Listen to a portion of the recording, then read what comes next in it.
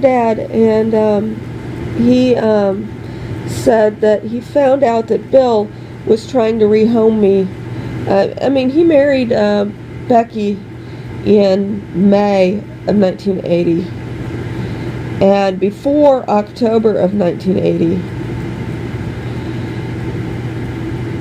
his plan to rehome me was so matured that my dad was able to respond to him through a ad he had placed in a magazine that pedophiles used to place ads about children. And so that's how he found out about Bill's plans to basically sell me to just whoever would take me away. And so that all went sideways whenever Dad tried to explain it to social services here in Indiana. They tried to turn it back on him as much as they could. And when he was trying to explain to people that he thought might be able to provide a good home for me, they came up with a bunch of different excuses. The men in my family don't typically participate in physical sexuality. It doesn't mean they're celibate, but it does mean they just really don't relate to why people think they need to rub their genitals on children, or why a child's needs for a non-sexualized space would cramp somebody's style to that extent.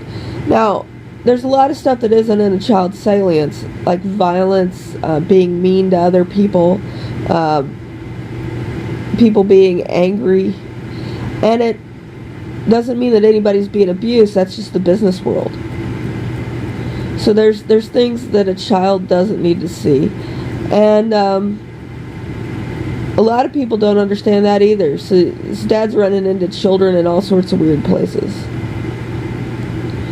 And being able to frame this stuff as universally inappropriate is just not, even when I was engaged in any kind of business education, it was very well planned out. And when things went off script, there were contingency plans and discussion afterwards. But it wasn't, random and stuff.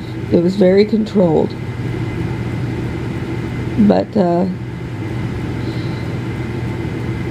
anyway, I guess where I'm going with this is we gotta pull resources because we just need to stack piles of money in places to block things from entering my home. And where the way the money is stacked right now, it's not doing that.